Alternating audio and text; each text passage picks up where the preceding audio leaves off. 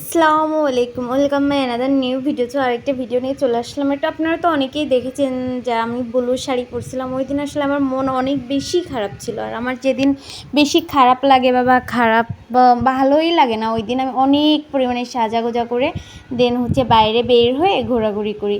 তো সেদিন রেগুলারের মতোই আমি সেদিনও শাড়ি পরে যে এয়ারপোর্টের ধারে একটু ভাবলাম যে একটু ঘুরি। আর এখানকার এক সাইটের একটা প্লেস আমার এত পছন্দ হয়েছে, এত মুগ্ধকর লাগছে যে আসলে আমি এজন্য ভাবলাম যে এখানে কয়েকটা ক্লিপ নিই আর ভিডিও করি, আপনাদের সাথে এটা শেয়ার করব। আর এই জন্যই আর কি এই জায়গাটার ভিডিও করা আর শেয়ার করা। আর আপনারা তো আসলে দেখলেই বুঝবেন যে আমার লুকটা অনেকটাই চেঞ্জ হয়ে গেছে। আসলে সেটাই, মানুষ যখন নর্মাল গ্রোথ থেকে একটু অ্যাবনর্মাল হয়ে যায় তখন মানুষ এমনিই আর অনেক বেশি শুকনা হয়ে যায়। আর আমি জানি না আসলে আমার কী হচ্ছে, আমি দিন দিন অনেক বেশি শুকাই যাচ্ছি কেন জানি না। আসলে এটা কি অতিরিক্ত চিন্তা বা জানি না, যাই হোক আল্লাহ আমাকে শুকিয়ে দিচ্ছে, ভালোই হচ্ছে। আর চিকন আমারও চিকনা ভাল লাগে, এই জন্য ভাবছি যে আল্লাহ যেটা করে ওইটাই ভালো।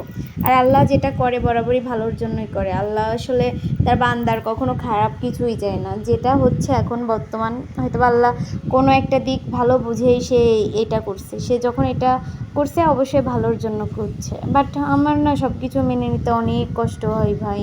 মানে আমি কীভাবে যে সব কিছু মেনে নিচ্ছি এটা আমি আর আমার আল্লাহ ছাড়া কেউ জানে না।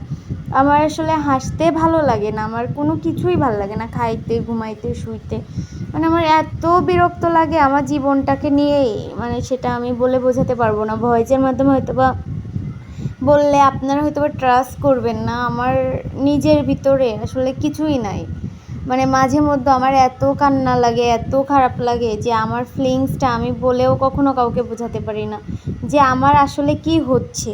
আর এটা আসলে বোঝানোর মতো কেউ নাই যে যাকে বললে আমার কষ্টটা বুঝবে, সেই পার্সনটাই নাই আসলে। আমি কি বলবো, নিজের ফিলিংস নিজের আবেগ বোঝানোর মতো কোনো ওয়ে নাই, আর কেউ বুঝেও না। যার জায়গা থেকে সেই সঠিক। আর আমার বরাবরই নিজের জায়গা থেকে আমি নিজেকে মানে কি বলবো এটা আমি নিজেও খুঁজে পাই না। তো সব কিছুর জন্য আলহামদুলিল্লাহ, আল্লাহ সুস্থ রেখেছে, ভালো রেখেছে। হয়তো বা মনটা ভালো নাই, বাট এমনিতেই মানসিকভাবে সুস্থ নই, বাট ভালো আছি, আল্লাহর রহমতে ভালো আছি, ভালো রেখেছে। আল্লাহ হাফেজ।